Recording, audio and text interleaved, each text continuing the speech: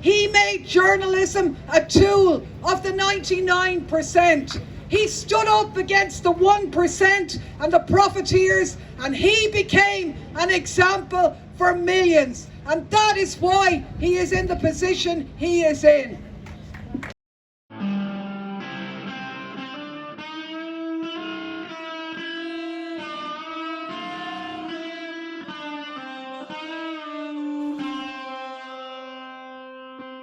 Legal avenues exhausted, his health deteriorating, extradition proceedings under the Espionage Act. And of course the EU and US have moved on from the terrible wars that he has exposed. We are standing in front of the embassy, speaking up for Julian, setting free. Because it's the very same lies that you're hearing now about Ukraine. Everyone knows the lies have been exposed in terms of Afghanistan. Nobody calls that a success anymore, so we just don't talk about it. We turn the back on the people there that we were supposed to care about, we rob their money and we starve them with sanctions. But it takes decades to crush an idea or crush a movement. That is what they are trying to do, and that is why we are here, because we will never allow that to happen. They may invoke massive cruelty on this one man, but we are the voices of the millions globally. We will stand by Assange. We will never give up until he gets his freedom and we get a peaceful and a better world.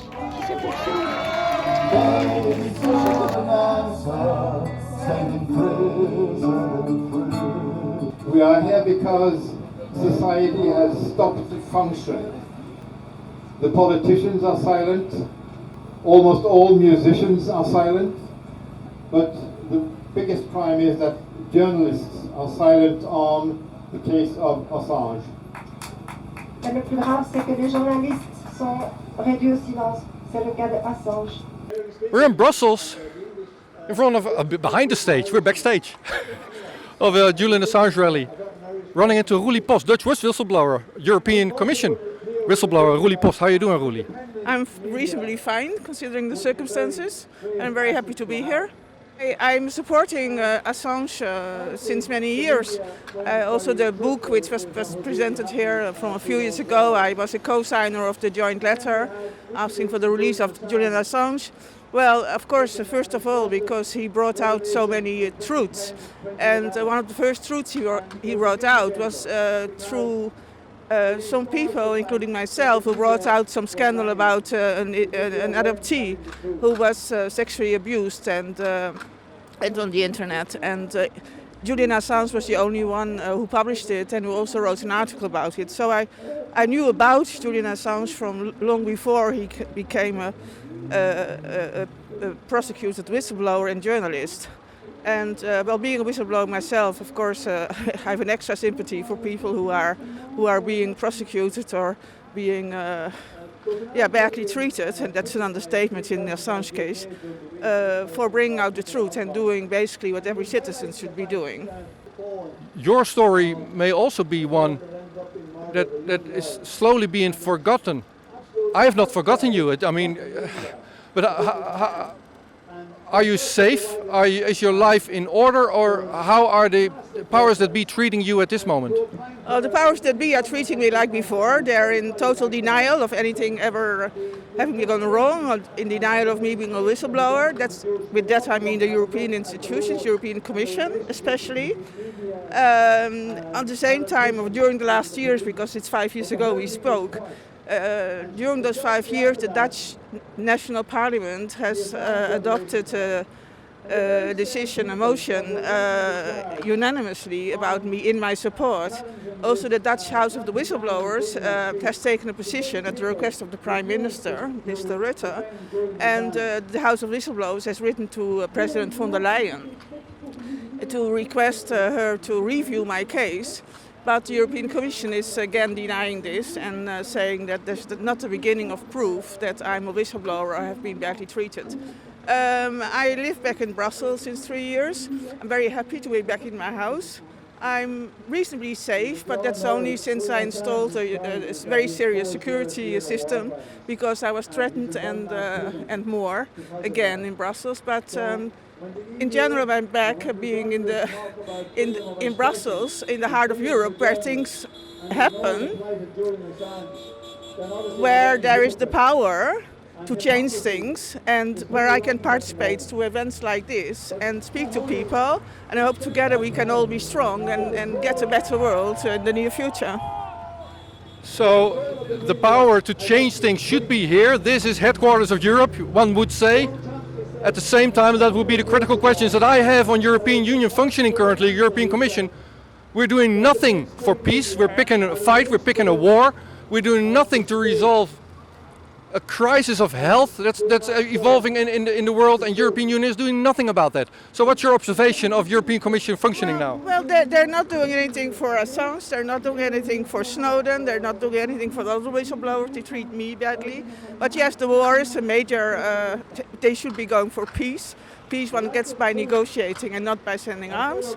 So yeah, I'm very sad about that, but I remain optimistic that perhaps the next Commission will bring about change. I hope people stand up around Europe and ask for a better world. And we can't. I know it's definitely not going well at the moment, in my opinion. But we must keep hope, because otherwise all is lost. So let's just all stand up and stay strong and work for the best. If anyone gives me hope, Ruli, it's you, and running into you. Thank you for talking to us. Most of you will have heard this at some point over the last couple of years, so please sing along. Behind these prison walls, there's a man who's won awards for the work that he has done and all that it affords, such as the knowledge of the horrors committed in our names. They can't stop the message, so the messenger gets blamed. Behind these prison walls, in solitary confinement, in a land of rolling hills and royalty and other such refinement, is someone who is a hero to whistleblowers everywhere, who helped them tell the world of the crimes of Tony Blair. Accueillir Mick Wallace, qui est un député au Parlement européen. Julian Assange is in confinement now for over 10 years. Between the Ecuadorian embassy and prison. And all that time, we have seen the chilling factor work very well for the establishment, because the idea that there's a free press anywhere in Europe today is hard to credit. There's no scrutiny of what's really happening today in Europe. In the last 2 weeks in the Parliament, we've been discussing a thing called the Ukraine facility.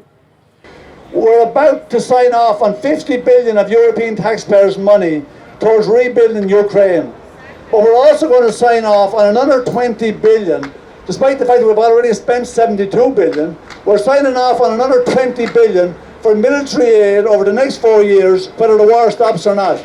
So while we're actually pumping in 20 billion on one end to make sure the war doesn't stop and the destruction continues in Ukraine, we're going to spend another 50 billion rebuilding it, and the media had nothing to say about it? What the fuck is wrong? The failure of mainstream media all through these years to actually defend Julian Assange has been so obvious, so blatant. They have lost all their credibility. They have lost their credibility. They are servants of US empire. They're servants of the EU establishment now. That's only a vassal state of the Americans. The Julian Assange case is probably the most significant case to do with journalism in my lifetime. And given all that's going on and the way that the independent media has been shut down, has been driven into the background, has been made it so difficult for them to operate. All the more reason why it's so important that we do not lose the fight for Julian Assange. Behind these prison walls is a person deprived of most of the things in life that keep us all alive. A person being tortured, even as we sing here now, for revealing the war crimes. Why, when, where, how? Behind these prison walls, our very right to be informed of what the hell is going on. Is the teacup in the storm? With knowledge there is power, so the solution by the crown. The 24-hour a day indefinite lockdown. Behind these prison walls, behind these prison walls. Excellent. Bravo for you. A moment ago I talked to Roelie Post, who is a Dutch whistleblower. She was fired from the European Commission 5 years ago, and I asked her, how are you doing? She lives in Brussels. And then I hear you on stage, Mick Wallace, about the failure of the European Union and European Commission and such. So if you would comment on not just the case of Assange, but also you're a member of European Parliament. What can you do? What can people do? Yeah, look, I mean, it's not easy, and I think people need to remember all the time that politicians never change the world. It's for the people. The people have to stand up, they have to take to the streets if they want to make a difference. Europe is not going in a good direction. Von der Leyen gave her State of the Union address last week down in Strasbourg, and she was speaking to less than 10% of the people of Europe with her speech. It was a load of nonsense. She's speaking to the elites. She's not representing the people of Europe, the citizens of Europe. She's representing US empire with her battle with Russia, which isn't actually in the interest of the Europeans. Cost of living has gone up 17% in Europe, and they're prepared to sacrifice not just the working class people of Ukraine, but they're prepared to sacrifice the citizens of Europe for their an imperialist war. I mean, we don't support the Russians and we don't support the Americans, but we think we should be supporting the citizens of Europe, and von der Leyen is not doing that. So my parents only watch the 8 o'clock news and see Ursula on TV and don't see you. When I see you, that gives me hope. But you say public support is declining already for the likes of Ursula. Yeah, I tell you what, last June of last year, when the war was only 4 months old, there was a huge survey done by the European Council for Foreign Relations, an EU body, and they found that over 70% of the people, they choose peace rather than continuing to punish Russia. Over 70%, and that figure grew to 80% before the autumn. And myself and Claire Daly had an amendment twice in the plenary in Strasbourg to the Ukraine resolution, and our amendment said that we called on the EU to maximise the potential to bring about dialogue and diplomacy with a view to ending the war and establishing peace. 80% of the politicians in the European Parliament voted against that. 80% of them, right? But 80% of the people are saying they want peace and they don't want war.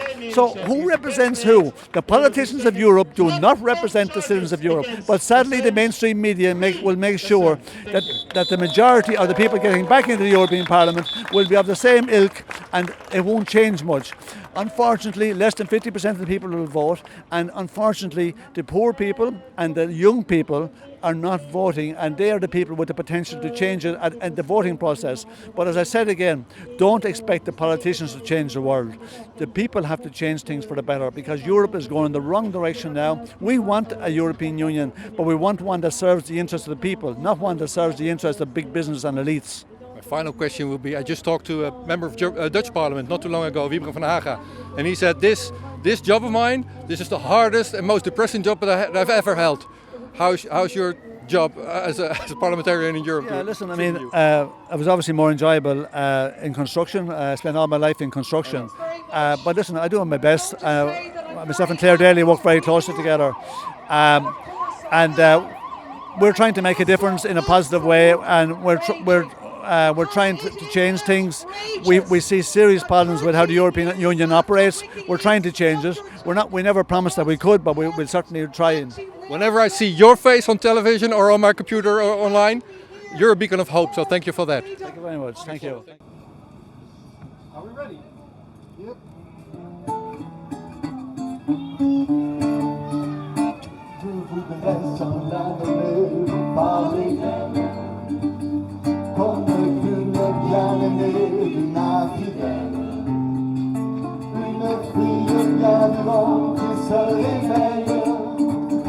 Appelé lendemain qui chante sous le soleil, c'était le plus long naufrage de la poursuite de l'outrage.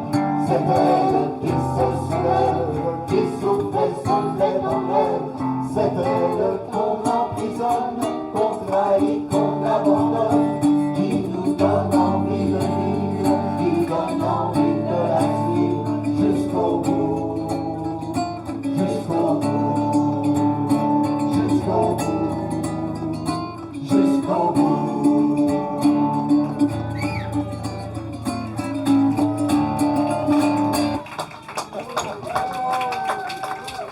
Het gaat hier vandaag over saamhorigheid. Dagje zonder hemel. Dus liegt niet. Wat normaal maken is wat niet is normaal. Every nation maar blauwe lucht. in every region now has a decision to make. En dan ook geen hel meer. You think I'm joking? Predator Dat drones. is best makkelijk. You will never see it coming. Wat dacht je alle mensen? Laat staan dat ik kan ingaan over vuur. Bezig met vandaag.